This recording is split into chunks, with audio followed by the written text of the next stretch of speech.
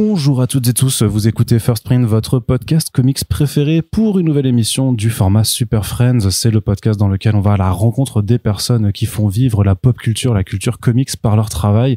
Et on est ravis, vous le savez dans ce podcast aussi, de faire des interviews sur le long terme, c'est-à-dire de réinviter des artistes au fur et à mesure que leurs nouveaux projets sortent.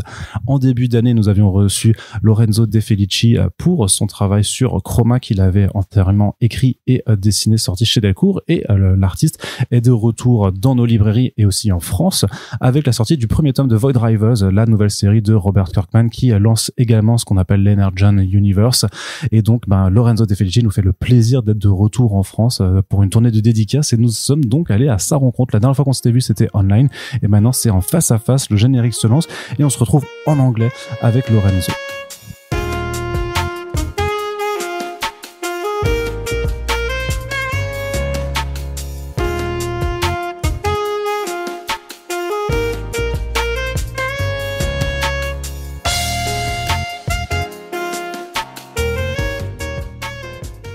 Hello, Lorenzo. How are you? I'm fine, thanks. It's really great to have you back here in our podcast, and it's not online, it's not on Zoom, but it's face-to-face in a comfortable couch in a hotel lobby. So this is really great for doing an interview. Yeah, it's a step up. It seems really like you like to go to France to meet your readers. How is it going for you? Oh, it's always a great pleasure because I think that, and I don't say that just because I'm here, but the French readers are my favorite kind of readers because they are really here in France. Comic is culturally a very relevant and important thing, as it should be, and this thing is reflected in the readers. They're very respectful and very happy every time and very easygoing, and it's a pleasure every time that I come to meet them and to enjoy their company for a while and know them. It's not something that you see in other countries, European countries, or even in the United States if you're going there. To be honest, the main places where I did the dédicaces or sketches or meeting readers have been the main ones have been Italy and France. In the US, I've been a couple of times, but I didn't have this face-to-face relationship with the readers. But it was like panels and things like that, which is different. And in Italy, let's say that it comes and goes. It's a different relationship with the reader. They are, wonderful people and very joyful and respectful also. But you feel that not everybody is as excited to see you and to be able to speak to you and to ask you about your job or your work and things like that. And it is just because the role that the comics have in the cultural context of the nation here is really something that is touches everyone, and it's not it doesn't depend on your age or sex or any kind of religion or orientation in any kind. It's just comics here are for everybody, and it's a stepping stone in culture in a way that for me it's not replicated anywhere else. All right, thank you. So that's for the French readers. They are the best. I really wondered when you are working as an artist, because last time we spoke about Kroma, that you did on your not spare time, but in parallel also to what you were doing with Oblivion Song with Robert Kirkman. And I was really wondering, do you take some break from project to another one? Do you leave you some room to just breathe a little bit, maybe just refill your creative energy, or do you just go from one project to another one? Was there a break between Oblivion Song and Void Rivals? So there wasn't a break from Oblivion Song to Kroma, or from Kroma to Void Rivals, and there wasn't even a break before Oblivion Song when I was working still for the French market with Infinity 8. I didn't take a break between that and Oblivion Song, and then so it was like 1.5 years for Infinity Wheat, and then 5 to 6 years for Oblivion Song, then a year and a half, no, a little bit less than that, but almost a year for Kroma, and I didn't take any break between these. And then I switched to Void Rivals, and then after 6 issues, I asked Robert, can you please give me some time because I need to breathe a little bit. I felt really burned, and it's not a place where you want to be when you work because you need to perform and be, I don't want to say infallible, but you need to deliver very,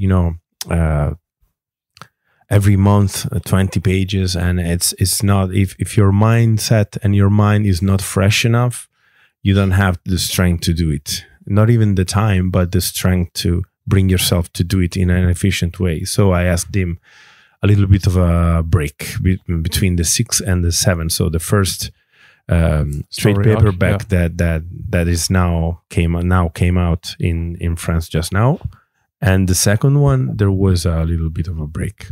Okay, so 5 or 6 years without taking even more than that. Even more. But I mean, of course, I say. Were you on steroids or? No.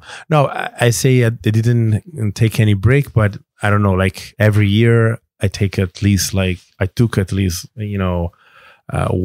to 2 weeks to be on vacation or things like that. So there was a little bit of a breathing space there, and according to the script. And when it's delivered to me, I can take sometimes a couple of days off because maybe, but those are just short-term breaks that can refill you a little bit, but they don't refresh your mind at all. Yeah, I was worried that you were going to say to me that you were just working 24/7, and you've been doing 24/7 for more than 6 years, and it would have worried me. No. I mean, of course, this is a job that you do because you love doing it, but it's still a job, and it still can exhaust you. Yes, and you don't want to be exhausted while you do this. Like, of course, like if you're a doctor and you're exhausted and you don't perform at your best, maybe somebody will die or get ill or something. So it's worth. But when you work in this kind of line of work, the freshness of your mindset is very important to deliver the level of creativity and originality and readability that the reader and the product needs, so you kind of have to find a way to balance yourself a little bit. Can you tell me how the Void Rivals project came to you? Was it just Robert Kirkman told you that so you worked really well, the two of you, with Oblivion Song, and he just asked you can we do the next project together? How? What's the secret origins from your point of view? So while we were still doing the end of Oblivion Song, he asked me to produce a couple of drawings that were used to the pitch for Hasbro, to pitch the project for Hasbro. So you knew from the beginning it was with Hasbro. So you knew yes.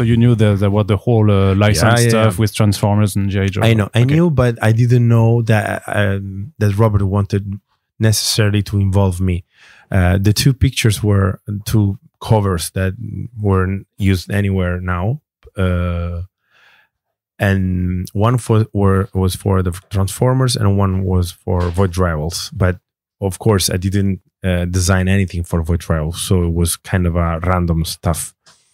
And he hinted me at the story of Void Rivals, but without saying like, oh, maybe we can do it together. I don't know. Let's see if our schedules, get together. And then when the project was taken and was accepted by Hasbro, he asked me to do the Void Rivals one. And at first, I have to say, I was preparing to do Kroma, and I wasn't completely convinced with the project, but not because I didn't trust Robert, but just because Transformers were not a part of my childhood, so I didn't have that nostalgia effect right away that grabbed my attention on the spot. So I was like, I don't know, like I don't want to draw Transformers for a long time because I'm afraid that it's going to be tricky or boring or something. And not boring, but I never loved doing the city views or things like that where you have to do these buildings and the windows, and doing Transformers sounded to me like something like that. But that was my ignorance speaking, because then I saw Daniel's work on Transformers and I said, okay, you can make Transformers incredibly exciting even on a drawing point of view. And so but the thing that really convinced me to be a part of the project was when Robert told me about the project to make a surprise out of it. So they didn't want to announce this collaboration with Hasbro, and they wanted to make it evident with the first issue of Void Rivals. And also he told me that our Void Rivals would have been like our small corner in the universe, completely independent by the other stuff, but connected with it at the same time. And I was very excited by that because I love the feeling of being surprised is being more and more a rare feeling. Yeah, because now and everything. Robert Kirkman is one of the few guys that still managed to use the system of the American publishing to still be able to surprise the readers. Like he didn't announce that The Walking Dead was ending, and he solicited fake issues, and then he didn't announce that there was going to be a Transformers G.I. Joe shared universe. It just did. Like it's a new shared universe, but we knew that there was a Transformers when we read your first issue of a driver. So it's quite impressive to still be able to manage to build that kind of surprise in a system that is really built for the readers not to be surprised and just to be waiting for the the next big thing. Yeah, and I always love this part of Robert that kind of tries to bring back that feeling of excitement about new stuff, because you don't know what's going on, or you don't know what's coming. And he does that with the cliffhangers at the end of every issue, but he also does that sometimes with the big picture, trying to show stuff at the last second so that you didn't know. And it's like, what? I didn't know that. Nobody told me about that, And so, that was one of the things that really pumped me in being a part of the project. And after that, when we started, I saw the fun that Robert was having writing, and I saw the fun that I was having, drawing that. And it was like a no-brainer for me. It was like, okay, I'm completely involved, even though I'm again, I'm not I don't have the nostalgia feeling about Transformers. The feeling of fun about the things that we are doing is overwhelming for me. So Did you have to try to build a Bible, a visual Bible for the universe? Because even if we were speaking about already existing licenses, there's also a whole new kind of the universe with Agaran, D'Artagnan, and your Solila or Darko. So these whole new characters, you have to imagine them from scratch. Did you have like a sketchbook in which you were just drawing, trying to get characters and stuff right, and you were discussing with Robert? No, it's not as poetic as that. I just, whenever I need to draw something and it's connected with, like maybe it was for Oblivion Song and now it is for Void Rivals, usually I know about the stuff that I have to design when I get the script.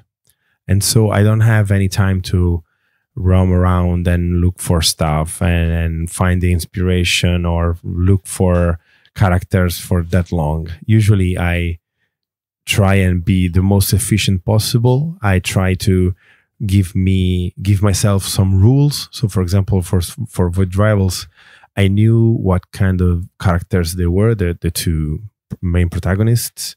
I knew that there was a girl and a woman and a man, and that the woman was more, serious and a little bit more, energetic, but also kind of cold, and the guy was a little bit more hot-headed and fun and things like that. And so starting from there, I said, okay, so maybe if I base all their design on this their personality, I will give myself restraint enough not to wander for days and days looking for the right thing. So I gave him a bunch of, I identified him with round shapes and her with triangular shapes. And so, and by that principle, all the population of Darak, the guy, is round shaped, like the buildings and everything is round shaped. It has like very soft shapes, curves, and things like that. And everything, the color of everything is very warm. And on the other side, when I designed Solila, everything is triangular, is cold, and it's more harsh in a way. And when I gave those direction to me, it was enough to not to be lost into the confusion, and I could, go on from there. But it's always, I know that when I have to design something related to him, it will have those kind of properties, and vice versa. So it's a direction, but I have to improvise most of the time. Yeah. Was it more difficult maybe to design the Void Driver's world compared to what you did with Oblivion Song? Because with Oblivion Song we were more in some stuff like that was organic, with very more like fantasy and nature and monsters, whereas in Void Drivers everything seems to be really cold and just metallic, and especially when you have Transformers also. And I was wondering if it's more difficult to give life to such a cold universe compared to something where life is growing out of everywhere. Oh, it has every kind of design has its challenges. Let's say that in Oblivion Song I had to start from scratch and I had no limitations.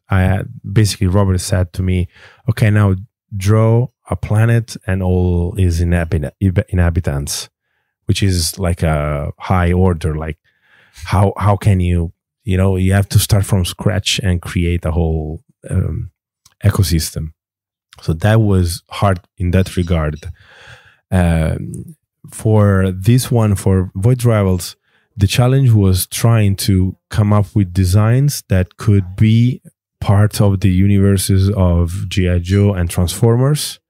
And so that if the characters of Void Rivals or are between or amongst people from G.I. Joe is credible, is believable. You can see that they're part of at least the same universe.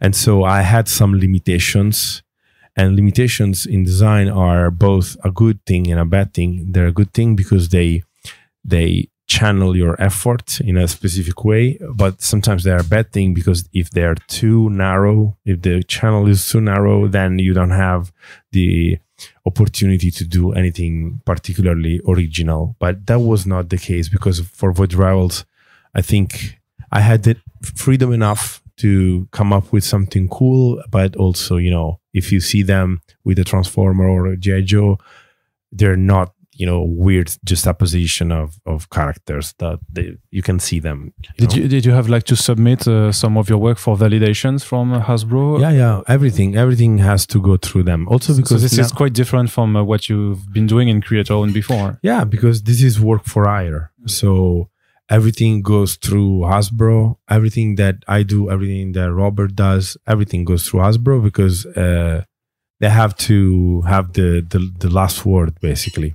And also they don't, even though we created everything. Yeah, because it's still written that Void Drivers is created by you too. It's not written in the book that Void Drivers is a Hasbro license, you know. So but it's their property anyway. Like, it's created by us, but it's their property. We have like a creator fee, but it's theirs. So they need to approve, because now Darak and Solila and on the whole world they live in is part of the universe, part of Hasbro's Transformers and G.I. Joe and etc. So they need to be approved by them. Was it hard? Was it a challenge to draw the Transformers? For example, just in the short sequence in issue 1, but there's another one in issue 8 and 9. Was it hard also to do the fight sequences with such gigantic characters? The size is not a problem. The problem is that at least in the beginning, mentally, my biggest hurdle was to think about, because I like to draw organic stuff or biological stuff, and with them it was just a matter of making those giant trucks or giant hard shapes move into the space and act. And if a Transformers take a knee is a problem, because you don't know where things clip onto each other. And it's better to just draw them as a car. Yeah. It's smaller, it fits in the panels. But even then it's difficult, because then you need to have the right references for the car, because there have been like 1,000 iterations of every Transformers. In fact, I had to buy at least for now one Transformer action figure that can change between Transformer and the vehicle, so that I could reference it whenever it was in in car mode or in human mode. And so in the beginning it was very hard, because I didn't think in the right way. And then by watching mostly watching the Daniel's work on Transformers, I understood how you can change those things. I took them for, that you need to make them feel like machines, and then I saw that Daniel did this wonderful thing of making them more dynamic, more human in a way, and making them act a lot and making them move in ways that wouldn't be possible.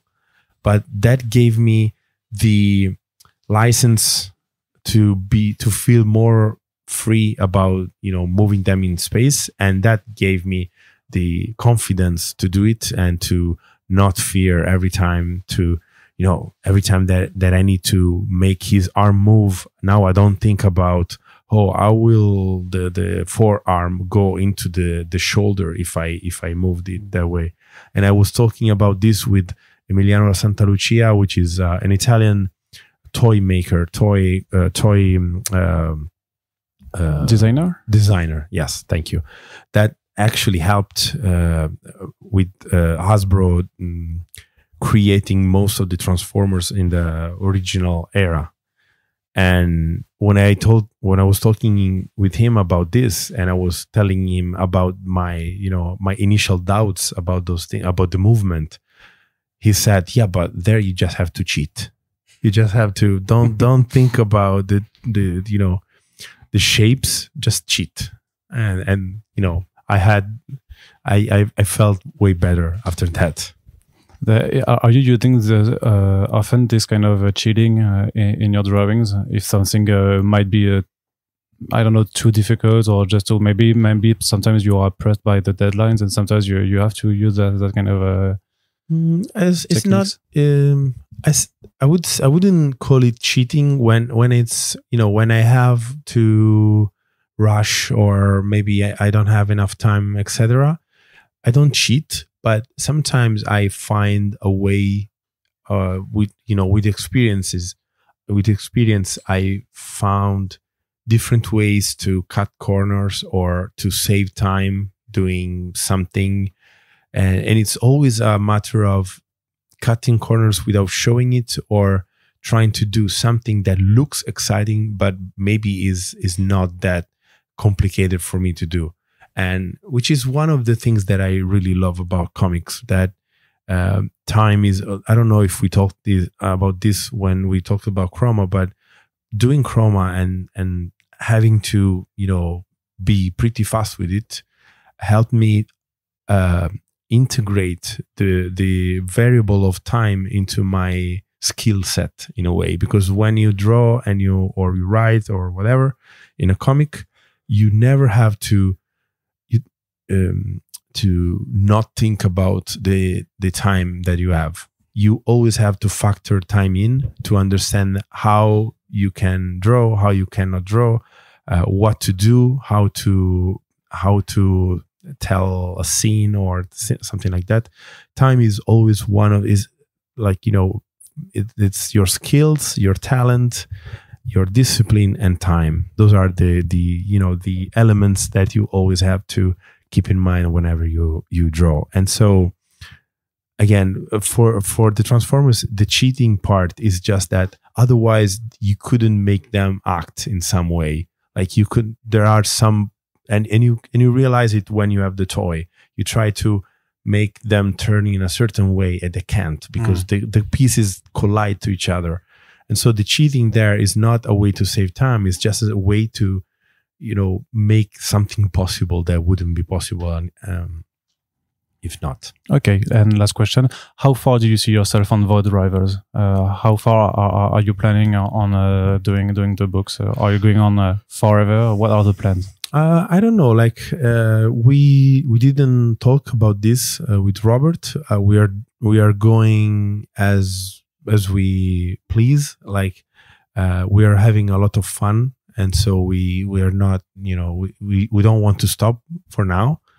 But in the meantime, I'm also developing other projects on my own. So I'm writing, I'm doing other stuff, and so maybe at one point there will be time for me to. At least for me to say, okay, let's move on and let's do something else now, etc. But for now, I'm having so much fun because Robert is completely head over heels about this thing. Is completely,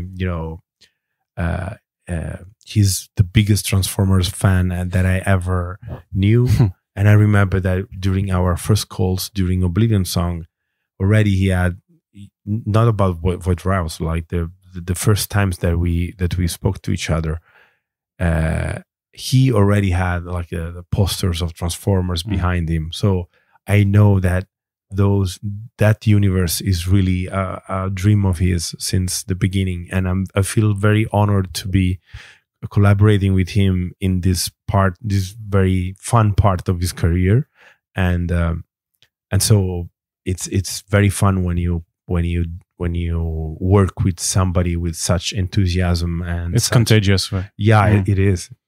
All right, thank you very much, Lorenzo. It was a pleasure to have a chat with you, and I'm sure we are going to chat together another time for next projects. Thank you for having me. Et c'est donc la fin de ce podcast. On vous rappelle que si vous appréciez les interviews que nous menons, vous pouvez le faire savoir à la fois pour soutenir notre émission, mais aussi les artistes qui passent dedans. Donc partagez ces podcasts sur les réseaux sociaux. Parlez-en autour de vous. N'hésitez pas à découvrir Void Drivers ou Kroma en librairie. Et puis je vous dis à très bientôt pour la suite de nos émissions.